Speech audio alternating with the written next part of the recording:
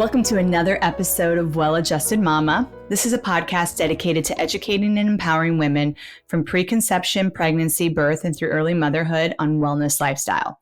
I'm your host, Dr. Laura Brayton. I'm a maternity pediatric chiropractor, functional medicine practitioner, and mother who has hand-selected experts in natural holistic healthcare specialties to shine light on options and choices during this exciting phase of a woman's life. Today, I had the pleasure of interviewing a longtime friend and colleague of mine, Dr. Radhika Kapoor, and we focused on her area of expertise, how to develop a healthy pediatric airway and why it's important. Dr. Radhika Kapoor was born in New York City and raised in New Jersey. She has extensive experience in sincerity to pediatric oral health care. She's passionate about working with children and their families in a fun and gentle manner. Furthermore, Dr. Kapoor's strong educational foundation allows her to share a wealth of knowledge of oral health as it relates to overall wellness. Dr. Kapoor earned her Bachelor of Arts degree in psychology, focusing on areas of child development at Barnard College, Columbia University, where she truly refined her education of child behavior and anxiety-reducing techniques. She then continued at Columbia University to receive her Doctor of Dental Surgery degree. While at Columbia, she held leadership positions with the AAPD and Give Kids a Smile. She received numerous academic honors and was published in the New York State Dental Journal for her work on ectodermal dysplasia.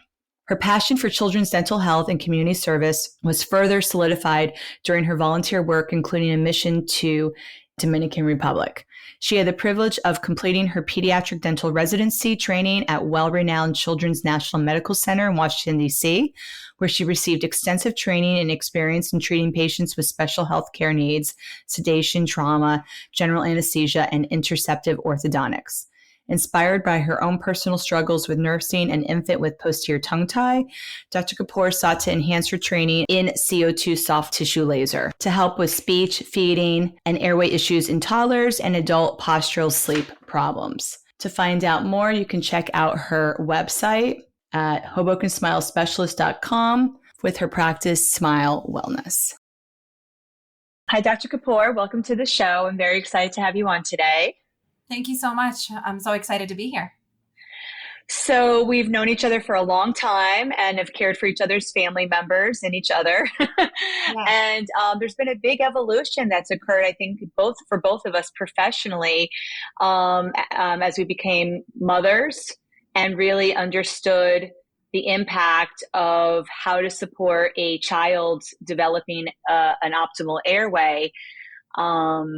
Even though we were pediatric specialists before we became moms, right? Yep. Yes.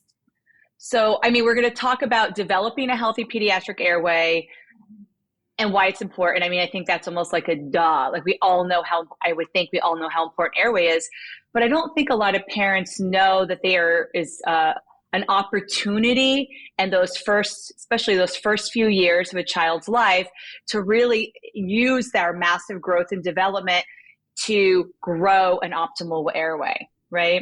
Yes, for sure. I mean, it's a unique opportunity that anyone who specializes in working with children can really optimize their overall health. And I think that, my goal is to bring at least going to a pediatric dentist visit to be a lot more than counting teeth and checking for cavities.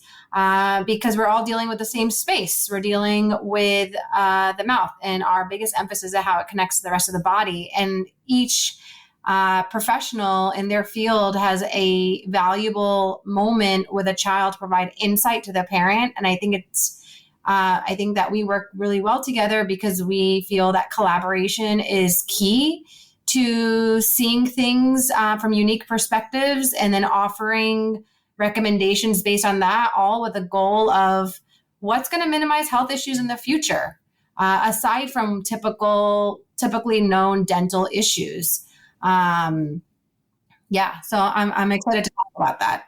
Exactly. So I think this is really a shift from a traditional pediatric dentistry approach to more of a functional approach, yes. Which to me, functional medicine and dentistry always involves a team approach. It's recognizing that we all have our different specialties, but when we're looking at optimal health, it is how do we all work together to support that individualized patient and actual needs are. Yep, exactly. And it is really unique, once again, working with a child versus an adult, right? Because once somebody comes even to you now, seeing people with airway issues as an adult, there's a lot more work that's required to optimize their airway, even though it's still possible, versus a child where you're working with the growth of their body. Exactly. I think there's a lot more knowledge that needs to be shared with parents from their visits with all medical professionals. That's really where it needs to start, with pediatricians, and emphasizing what parents should understand about growth and development. Really, for me, it's only after, how many years after residency, almost a decade, where I feel like I now finally have a true understanding of what you should be seeing in a child's growth patterns with their jaws and their skull and certain things that are formally like fixed. And a large part of that is all under the age of 4. 0 to 4 is a population where I feel, we'll say 1 to 4, because I find that there's a lot of emphasis with parents understanding infancy and really understanding what's going on with our kids when it comes to what they should be monitoring. Parents are generally good about monitoring the child's feeds and wet diapers, but what starts to happen in toddlerhood is there's somehow I feel lack of knowledge of what's normal, what's less than normal, what should we look at further, and often gets dismissed as, well, this child is a 2-year-old and they should be teething, or their development is maybe not on time, but other children might be experiencing the same things. And I think that a large part of the 2 to 4-year-olds, what gets really missed at pediatric visits is,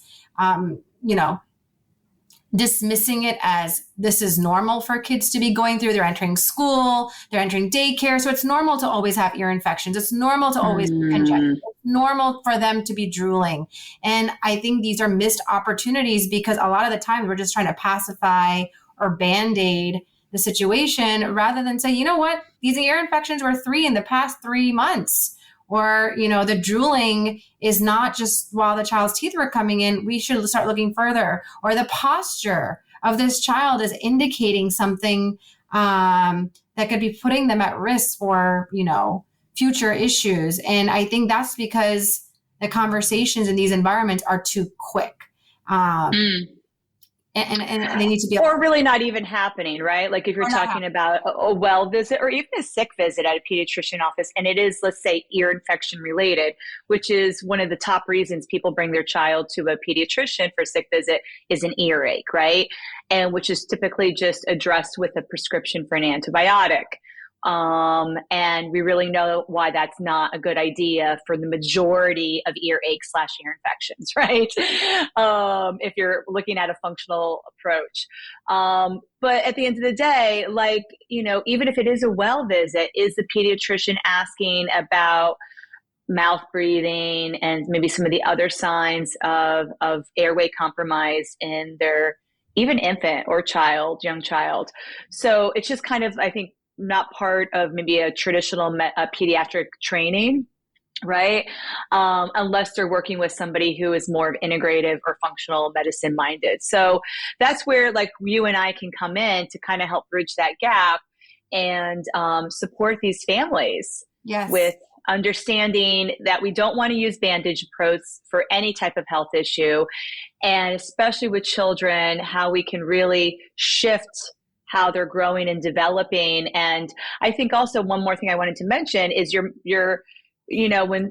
and I do hear this a lot in my office, the pediatrician said that's normal, and normal and common are not the same thing, right? So really recognizing that could be super common for children in daycare to be constantly sick, runny nose, very low grade, but pretty consistently, but that is not normal, right? That is not a normal response to our environment, right? And there's indication that child's immune system is not responding in a healthy manner. So what do we need to do to support that child's immune system? So that's really, I think, something you and I are both very passionate about. So I would like to start with the infant population. You and I both see a lot of infants having, let's say, breastfeeding, latching, feeding challenges, right? Before they even start solid foods. And we're really interested in looking at their palate development, their tongue mobility, their tethered oral tissues. So can you talk a little bit about that, and even looking at an infant's mouth, and then how we can see, okay, there's things here that could compromise airway, and what do we need to do at this age to help with the development? Yeah, it's a great question. I love when I'm working with infants and parents. Number one question when they start off a consultation with me is, what if I don't choose to breastfeed? And we're looking at all of these things that have been referred, whether it's ties, whether it's a narrow palate, whether it's, just in general, my child seems like they have been diagnosed with reflux, and I'm starting to talk about nervous system. So I always start with this. Our majority of our growth starting in, I would say, infancy in utero is a lot of it is a head and neck area. And the predominant feature of what I'm looking at is that tongue. And that tongue is what's shaping the entire cranium. And what's really important for me to understand is, while one may not choose or opt out or is having difficulty with nursing, it's an evolutionary pattern that gets established. It's involving a method of movement of our tongue that basically is instinctual. It's in our genes, right? As a mammal species, we have to undulate our tongue. It needs to move in a certain way to create a certain function. And I think a large time parents are coming in feeling that they are, not comfortable moving forward with procedures or any kind of interventions if the only objective of that is breastfeeding, when in actuality, the tongue is what's going to shape our jaw growth. And shaping our jaws, shaping our cranium is shaping our airway, right? The roof of our mouth is the floor of our nose. And so the greater picture here for me in my evaluations is tongue posture.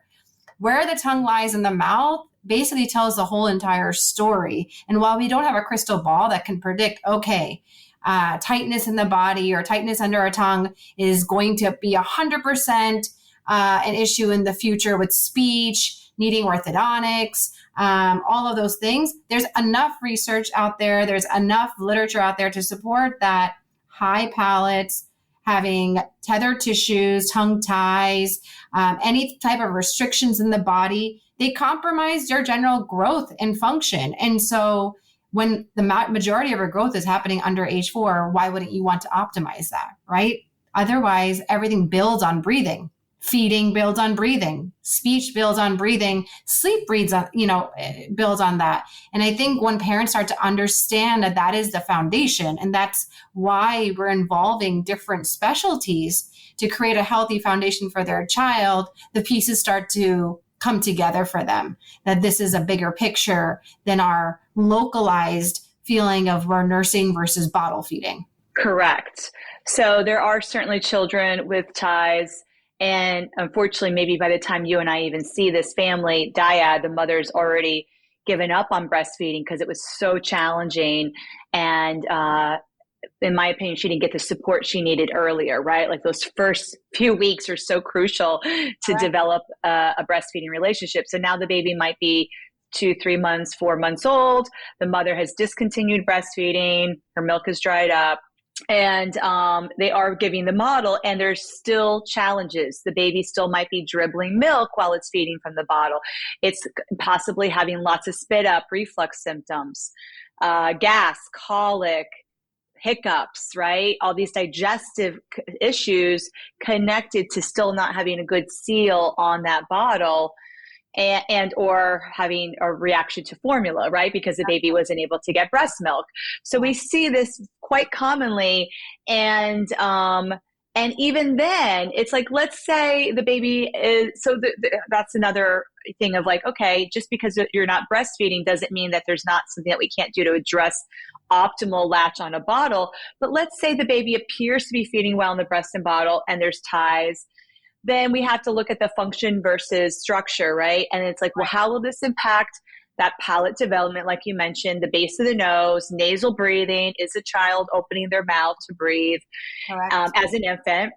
And also, will there be issues with speech or solid food eating, posture, as this child's developing those first few years of life? So it's sometimes that, like you said, you don't have a crystal ball. It's hard to know, Right. do we need to like release these ties or not? And, but I'm sure there is some signs that we can look and see. And also I think because I do a lot of body work for these children, Yes. if they're plateauing with the body work, Correct. then we know there more intervention is necessary. And that's where the procedures to release these ties are so important.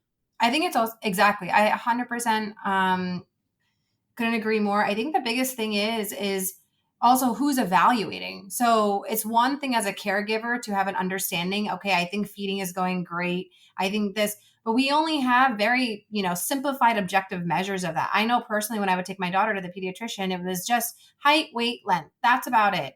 And if one thing wasn't working right, the suggestions that were being made were just within the scope, and it's not the pediatrician's responsibility, in my understanding, to really know every detail. That's why specialists exist. But I think the urge here for me, and now trying to get into any kind of platform, is collaboration is so important. Referring to specialists where this has become their passion, this is what they do day in, day out, working with body workers, working with IBCLCs who truly have an understanding of the nervous system. Because a baby that seems like they're objectively growing on a curve might not be a baby that's actually thriving. They might just be surviving. And so for me, it becomes, when I have parents referred as a consultation now with all the experience, it's not so I can find a tie or diagnose a tethered tissue and then do a procedure. It's to provide the same oral exam I would do for a 1-year-old, a 2-year-old, a 3-year-old.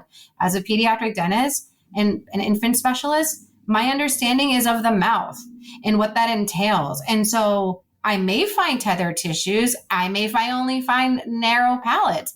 But the only way I'm going to come to my diagnosis is working with a team. So when I'm working with yourself and there's a recognition of, for example, torticollis in a baby, any kind of midline defects, any sort of, fascial tightness, nervous system dysregulation, and then I'm working with a lactation consultant simultaneously, it really allows my consultation to go that much smoother, have a better understanding of the full picture. But then it also allows me to have a great treatment plan, because now the child is being treated as a whole body.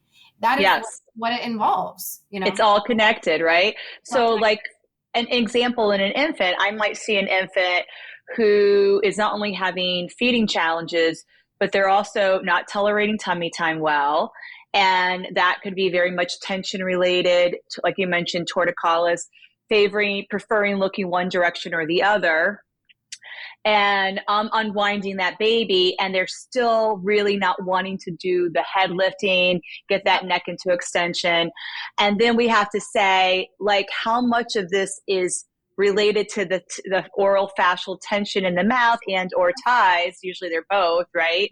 And that's actually restricting not just the mouth and the feeding, it's restricting the entire spinal column's mobility.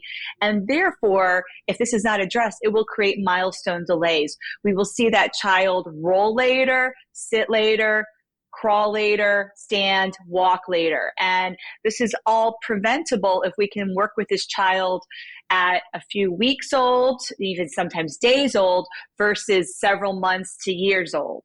Absolutely. Agreed. And it's one of those things that, when people ask, okay, what's happening in that infant exam for you? And I'm doing the same things as I would be doing for a toddler, as an adolescent, as an adult. I'm looking at their tone, I'm looking at the space in their mouth for their tongue, and I'm looking at the mobility. And when I'm looking at these three things, it basically gives me a picture of what's going on with that child and how that will predict later on growth patterns that may either be optimal or suboptimal. And I think that's very useful information for the parents to have. I think they need to understand that while I'm very much on the fed is best, I really, a large part of what makes me happy is working with families. I've worked with you personally, trying to start a family, and there's a lot of misinformation out there. There's a lot of, information that makes you start second guessing how you are as a parent. And I think the biggest thing, my goal is performing evaluations and consultations while at the same time being empathetic to the environment in which you're trying to create this happy home and foundation without it being overwhelming. And that's only going to happen when you're informed and when you're well informed on what are the things to see, who are the people that you should create in your village as your child is growing, because this is for long term, right? The growth of that child, even if they're on the bottle, what is that doing for oral tone? What is that doing for their actual development? It's not to feel something bad about, but there's things that you can do that if you're going to just bottle feed, that you can actually do to increase the availability of movement and space. You know, I find that there's things that parents want more information on when it comes to optimizing their child's growth, and there's not a lot out there. Because it's all disconnected. I think there needs to be way more connections being made, and that's what's going to help them. For sure. And you're really speaking to that holistic approach. Like we're not, you know, even though you're a dentist and you specialize in the mouth and I'm a chiropractor, I specialize in the spinal cranial alignment and nervous system, like it is all connected, right? And we also know that the mouth is the beginning of the gut microbiome, right? So then there's even that whole component about how to support a healthy oral microbiome and why that's so important for an infant whose gut is, every infant's gut is immature, and it takes 2-3 years for it to fully kind of mature and develop. So what can we do those first few years of life to optimize that gut development, gut microbiome? Because we know 100% that will impact that child's immune system, their absorption of nutrients, their growth, their elimination of toxins, and their susceptibility to allergies, asthma, eczema, these really common childhood conditions that are all coming from gut dysbiosis and imbalances, right? Leaky gut. Yes. That is so much more common than it was even just a few decades ago. Yes. So it's all, so like, for example, if a child is mouth breathing, that's going to impact this good bacteria in their mouth, right? Absolutely. And I think that is it. You know, for example, when I'm seeing an infant, I cannot tell you how many infants are misdiagnosed with thrush. A large part of it ends up being related to the infant's inability to get their tongue up. Their tongue doesn't elevate. Then you add to that open mouth posture, mouth is drying out. And so now those little papilla on our tongue have these prominent white spots, and now they're being prescribed antifungals earlier, early as it can be. Or they're being misdiagnosed with reflux, similar symptoms. They're seeing the formula, they're seeing different things end up back in the mouth. And so now they're being prescribed antacids at a young age. So all of these things play into what's going on with that immature immune system, which we need to basically now counteract what they're finally breathing. So part of this apparatus that we're talking about that's used for breastfeeding or bottle feeding is to, suck, swallow, and breathe. And I think the largest part that's being missed is that word breathe. If your nasal cavity is not being developed, if it's not being stimulated with air, and instead all of that air is going straight into that baby's mouth because that child has either ties or their tone is off or their space is off, their tongue space. Now you have an open mouth posture. And so a lot of parents don't know if their infant or their child or themselves are mouth breathing. And I think that I've started calling it just open mouth postures, where you just don't have the ability to keep your mouth closed and breathe through your nose. And so in an infant, that might look like bobbing on and off the breast. And like you said, leaking out of the mouth when you're on the bottle. And a baby feels like, how can I occupy something in my mouth and breathe at the same time? No, I need to get off and take a breath.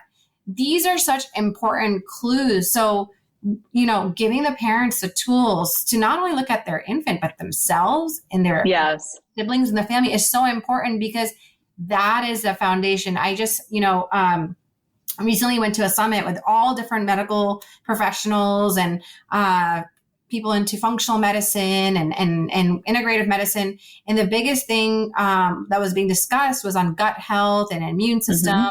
And a big question people ask me is like, this tongue tie, it is so, it's feeling like it's a fad. A lot of people keep talking about it. And I say, well, it's very controversial, right?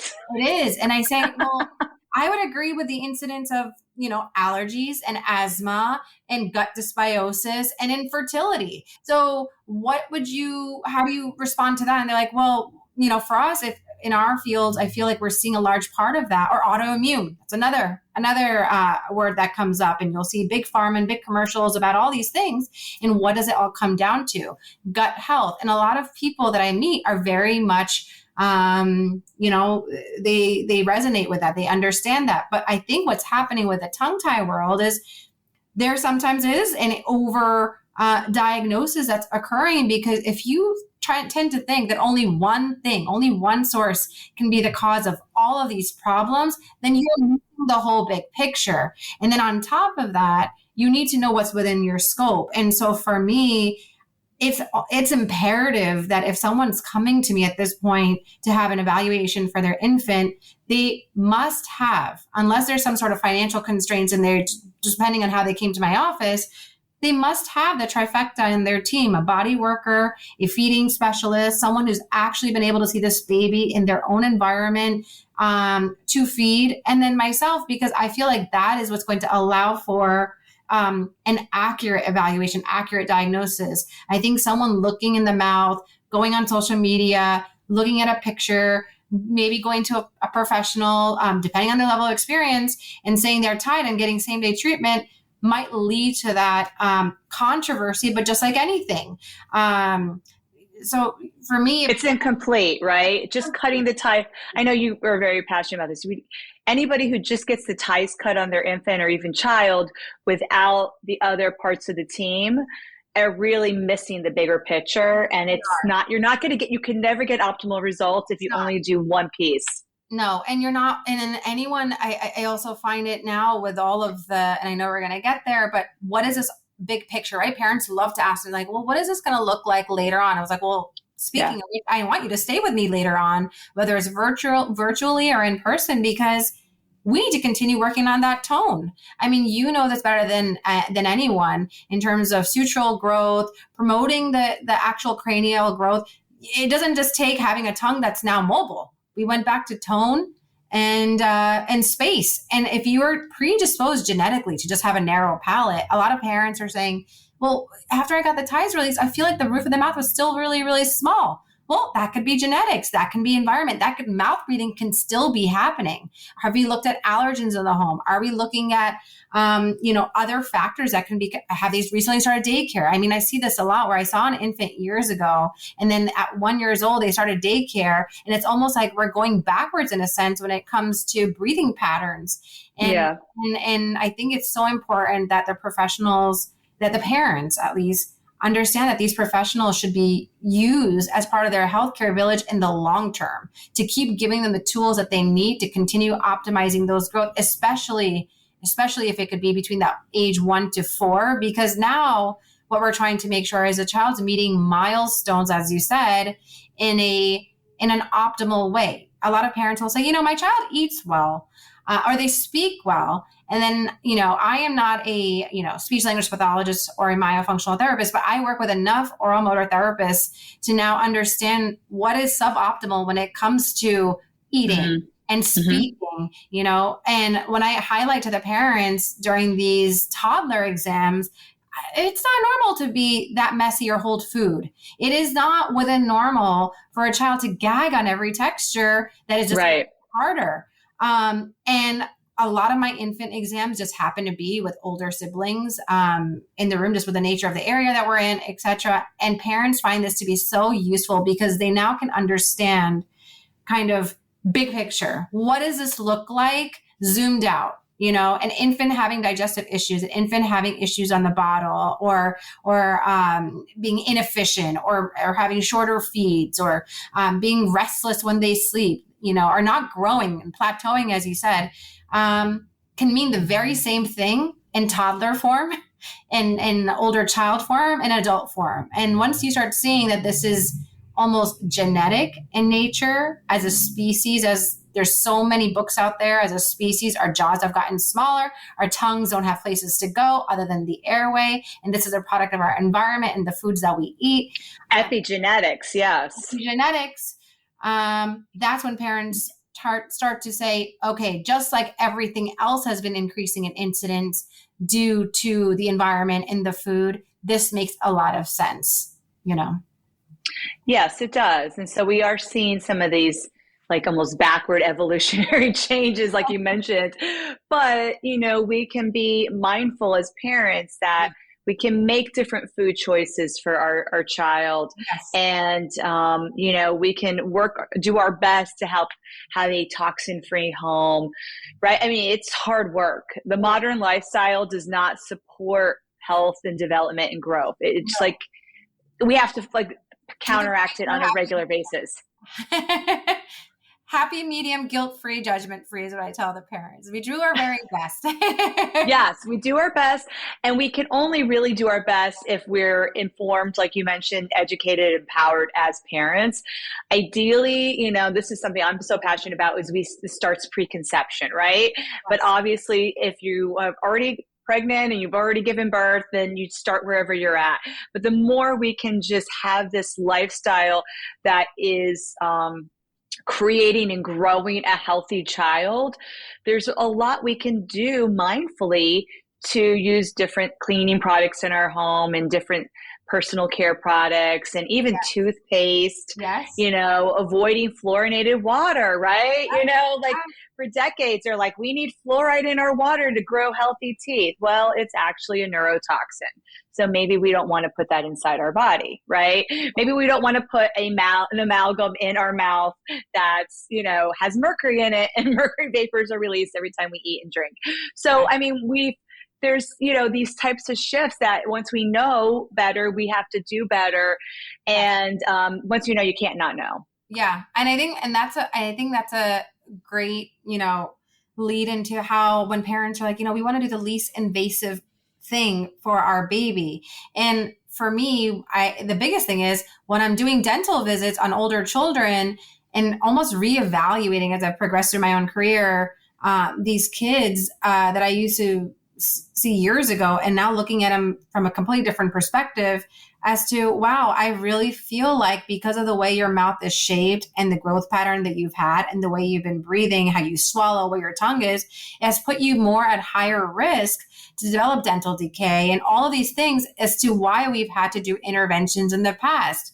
And so while one may look at doing an infant frenectomy, like a procedure on an infant so early on in life, as invasive, I tend to find it, depending on, everyone has a different perspective really, but because of technique, because of how, we're doing this in a collaborative manner, we're emphasizing body work, I find it to be the least invasive because we're not putting any medication in the body. We're not giving anything to this child. We're basically just trying to elongate fascia. We're trying to create room. We're trying to optimize growth. And the biggest thing we're trying to do is get this child to be a nasal breather. We know that epigenetics has produced small airways, and anything that's going to optimize airway growth is going to create a healthy pattern. So even if that child and that person is in that modern world, and they are eating things that are processed, and they are eating things at school, and you don't have control of everything, how much better is that when your apparatus and your anatomy is structured in a way to support what you're eating?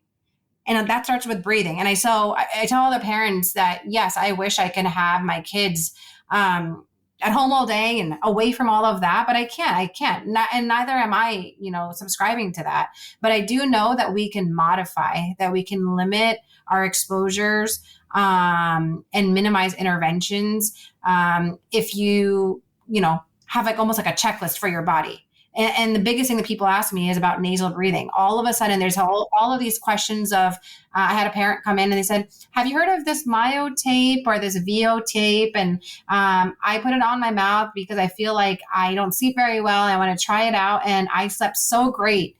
And I said, well, what do you think that tells you? He's like, I probably don't sleep with my mouth closed. And I was like, and then what does that mean? He's like, well, then I'm not getting the best sleep. It tells you that your brain is not getting the oxygen that it needs to go through those sleep cycles to have quality sleep. Now, this is in your 30 to 40s. What do you think is going to happen from your 40 to your 50s and then your 50 to 60s? He's like, well, it's probably going to put undue stress on other parts of my body. And I'm like, bingo. That is exactly. It's going to shave about 8 years off of your life. Like, You're going to die of a heart attack in the middle of your sleep. This is a real thing, right? And once again, anybody with, now that's an adult, they didn't just wake up one day with a compromised airway. This is lifelong. I mean, unless you had a trauma, deviated your septum, and that wasn't corrected, maybe it's something that was not since you were a little child. But for most people, I'm assuming they never really had an optimal nasal airway, and that's really created this stress on their systems. I do want to talk a little bit about compromised airway in a toddler and child, and what type of symptoms that parents can look for that could indicate that they need help with their airway development now they're no longer an infant. And what would you do as a breathing specialist to help that child work with optimizing their development? We'll say a big one that gets dismissed a lot is teeth grinding. Is the scientific or technical word to describe teeth grinding. My child makes these weird sounds at night. I don't know what those are. And while it could be while your teeth are coming in, oftentimes it's indicating that your child is not happy with the position of the tongue in their airway. And so then they reposition their jaws to make themselves more comfortable. And so teeth grinding, behavior issues during the day, bedwetting, headaches, misdiagnosis of ADHD, the list can go on and on. I have getting sick a lot, allergies. I have kids come in with open mouth postures, dry nose, dry lips, and their eyes just look like they've got bags there for God knows how. Swollen tonsils and or tonsillectomy. Huge tonsils, huge adenoids. And so that a large part of it is when I'm doing these dental exams and lots of cavities, for example, especially in in patterns. I tend to find patterns of cavities being specific spots, hard to reach spots. Saliva's not sitting there for a while. So I feel that it's so important. Pediatricians, pediatric dentists, anyone in the pediatric space who's doing a body or oral exam and a system check has to really be understanding that these are signs, these are red flags of sleep disordered breathing, and sleep disordered breathing is a precursor on a spectrum to sleep apnea. Right. I find the child with a perfect airway or amount of space, not having that. I don't have one person at this point, and this is not an exaggeration because I have everyone fill out a sleep breathe questionnaire in my practice for their routine dental visits, not fill out one symptom on that. There's always at least one symptom. And parents are floored that, it just makes sense to them. It makes a lot of sense as to what they're seeing. I mean, I have 8-year-olds still wetting the bed. I had a mom telling me that my child wakes up at least 4 times in the night to go to the bathroom. Right. Is that normal? And no. And I say no. And it is so important because if you don't catch it then when? So yes. Integrating, and it took me a while because I really wanted to find very accurate technology, but also pair with board certified sleep doctors. So we perform in our office. We do it called the Airway workup, which basically involves a CBCT. It is a very, very important diagnostic tool. It is the most important diagnostic tool used on all of our patients, as long as it's tolerated by the child. It's a 30-second scan, minimal radiation, one time to get a CT scan. Yep. Mm-hmm. It's a dental CT scan because we like to make that clear because parents get worried about radiation. It is much less radiation than a medical CT scan that you would get in an operating room or in a. And the rest of their body has lead protection. Yep. We use all of the lead-free, aprons. But it gives you a really great visual of what's going on with their entire airway, their tonsils, their adenoids, their nasal septum, and if there's any blockages, if there is any concerns that we're trying to avoid for future dental issues. So that, along with our home sleep tests and in a team approach, we use myofunctional therapists who are highly specialized in breathing and functional evaluations of our children if we suspect not only ties, but just why is that tongue not the on and off switch that we hope it to be? What's going on? Is it not coordinated enough? Is it not strong enough? Is it not mobile enough? So these are the factors. If we remember that the tongue is the on and off switch for the airway, and all of these medical professionals are looking at the same mouth, then it is important to understand that role. And once you look at it that way, then you can start making all the pieces come together to kind of come up with a comprehensive plan. Right. Thank you for explaining that. I want to backtrack just for a second. You had mentioned that one of the biggest signs in a child is teeth grinding. Yes. And I was hoping you could expand why teeth grinding, which I think as adults we associate with stress, right? Correct. And unfortunately, some children are under stress. And so people might kind of dismiss it as that's a stressed child, anxiety, which is still not okay. But Right. This is beyond a mental stress issue. This is about that child literally trying to move their jaw to Correct. open up their airway, right? So can you elaborate on that?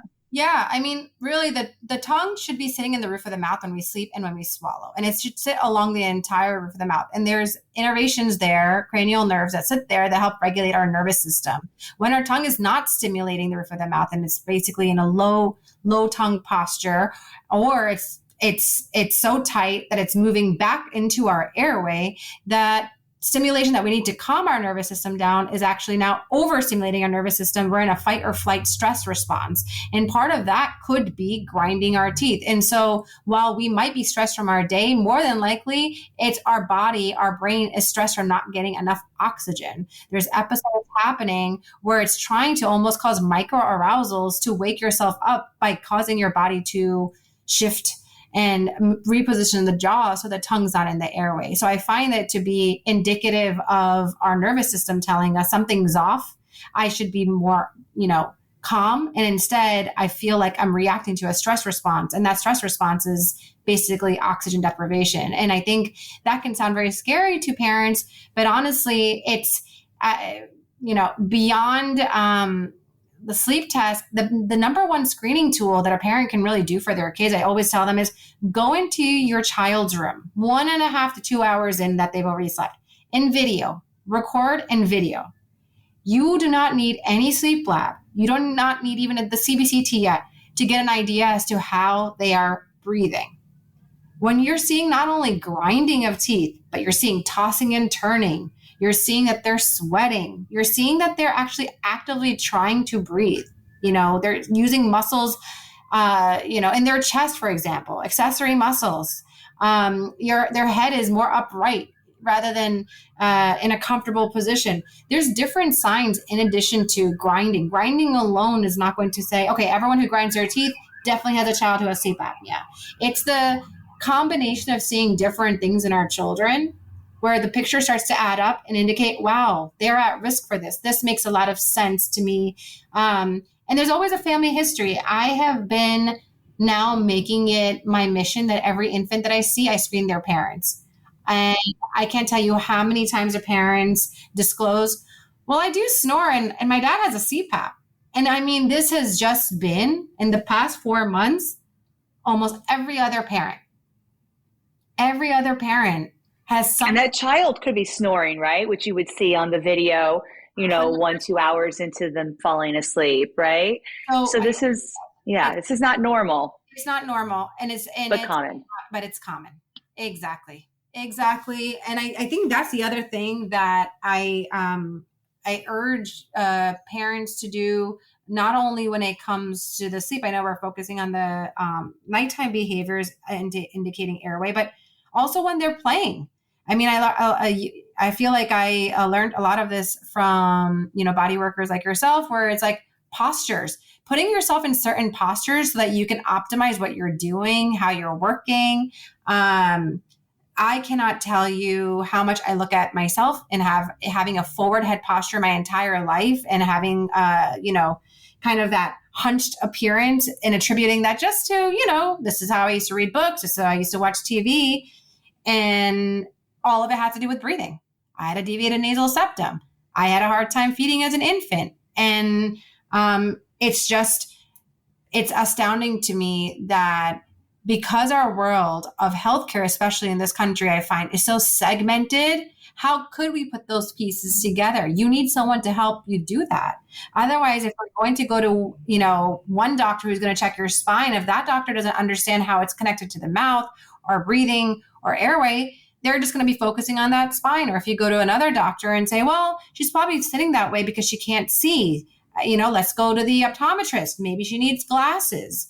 And so it is so common for me to see parents kind of pushed in so many different directions when if you have this basic understanding of how things are connected and the foundation of those connections is breath, right? For breath is life, then how you function will just be a layer on top of that. And so watching your kids at night, watching while they do focus activities, watching them eat is going to be all of the valuable tools that you need before you start taking them from specialist to specialist. Because now, in fact, what you've done is you've created a foundation for your specialist to give you the best care because they have the full picture. Yeah, your history as the parent will be much more comprehensive. Yes. And that is, could be an aha moment for the practitioner, yes. right? Of something they maybe wouldn't have even thought to ask. But now you're sharing it like, this is what's going on with my child throughout the day, throughout the night.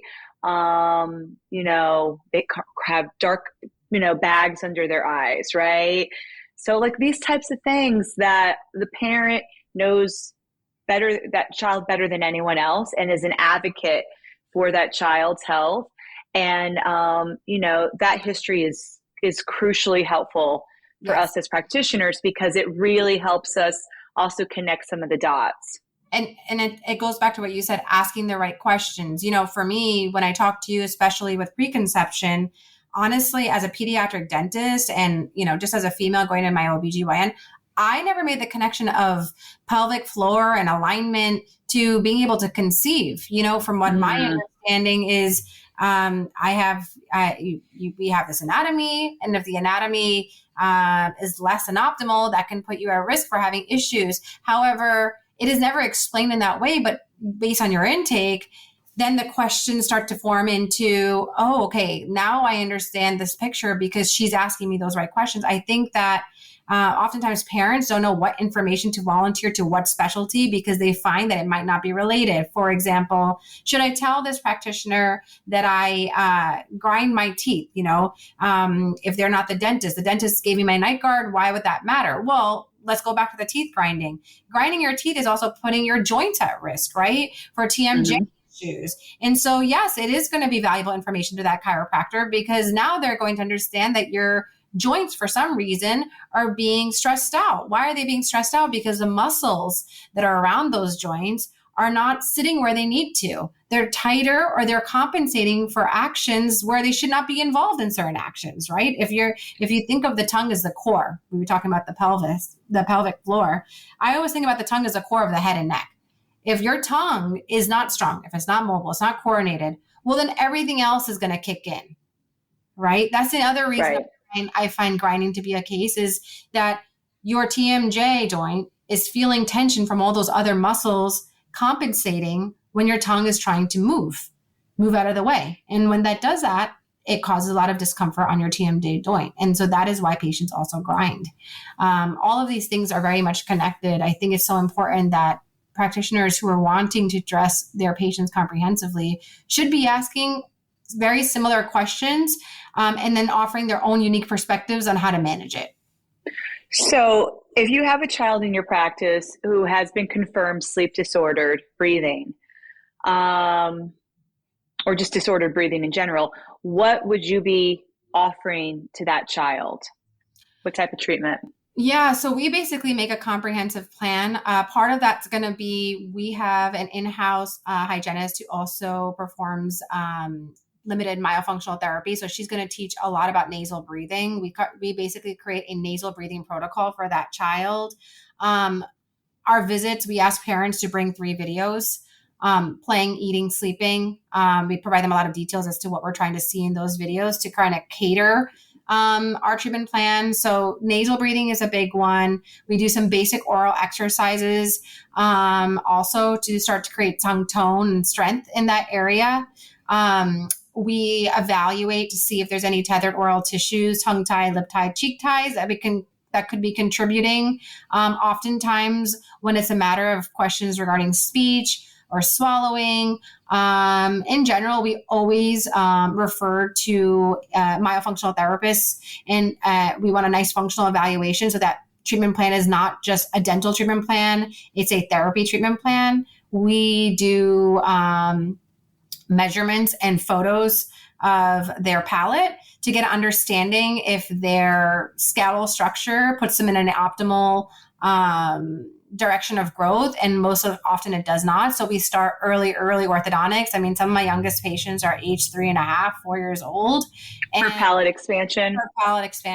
And we pivot a lot. I mean, we have so many different things that we use, removable appliances, fixed appliances, all with one goal: nasal breathing, tongue up, lips closed, breathe through your nose. That is pretty much the biggest thing. And then we do notice a lot of these kids already happen to have dental decay. So our treatment plans may include working on tongue ties and treating dental decay. And then we have to think as pediatric dentists, what kind of behavior management? And so we have options in our office. Options could be, nitrous oxide if someone's looking to do this while they're just using an anxiolytic, or we have an anesthesiologist where parents feel that if they need a lot of work done, it's better for that child to be sleeping, not create oral aversions or trauma. But it really just depends on the child and their medical history. And I think those are some of the ways we treat. And then we also do work with functional pediatricians to even come up with a gut plan. What are we going to do for this child so that their gut microbiome is nice and healthy as we're trying to retrain them to breathe the right way? So that's going to promote immune health and overall sinus health. And then a little bit tidbits on just homekeeping in general, humidifiers, checking for mold, checking for any allergens in the home. And I think parents, the last one would be any habits. All of those things help paint a very clear picture for them. And now they have a foundation, a nice foundational plan. And we just go step by step. There's no particular order. Parents love to ask, for some people, we expand first, do you release a tie second? It really just depends on what's going on. Oftentimes they're already in therapy if they're being referred to me. So if they're in therapy, then we might start off releasing ties. It just really depends. And body work is a big part of that as well. I was going to say body work, cranial work.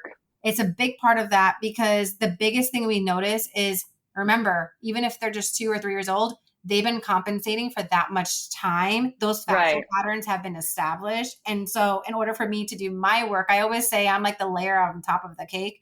I need foundational work to support what I'm doing with nervous system and alignment. Otherwise, I can't optimize any manipulations, right? If there's no good foundation, if you're asymmetric, if you have tightness in one part of your body, I always tell parents, what do you think the release is going to look like? What do you think the appliance is going to do? They can't fight each other. They have to work simultaneously. It's a team approach. Yes. For sure. That makes so much sense. Dr. Kapoor, any last thoughts you want to share with the audience? I think the biggest thing is be proactive. I always tell parents, trust your instinct, trust your gut. Whatever you're feeling and thinking is 100%. It's 100%. Parents really do know their kids best. I think that it could be overwhelming to go to healthcare professionals when you have all of this information and the time might be shortened or whatever the structure might be, but don't let that dishearten you. You should feel empowered to find the right people in your village. Don't let insurance dictate that. Don't let, the internet dictate that, because you really deserve it. And so does your kid. Really, those are my main things. Well said. Thank you so much for coming on the show today. Thank you for having me. Well, I hope you enjoyed today's episode with Dr. Kapoor. You can really hear and feel her passion around pediatric dental health and pediatric optimal airway development. And there's so much we can do as parents when we're aware and educated about how to support our child in optimal airway, optimal feeding, speech, all the things that are related to the structures inside the mouth and the cranium and how it's all connected. So when you know more, you do better, right? So this is about finding other, if you're not in the Hoboken area and can't come see myself or Dr. Kapoor, then recognizing finding a skilled practitioner in your area to support optimal airway development in your child is so crucial because we see it linked to so many common child symptoms that are preventable. Once again, if you want to find out more about Dr. Kapoor and her practice, you can check out her website at HobokenSmileSpecialist.com.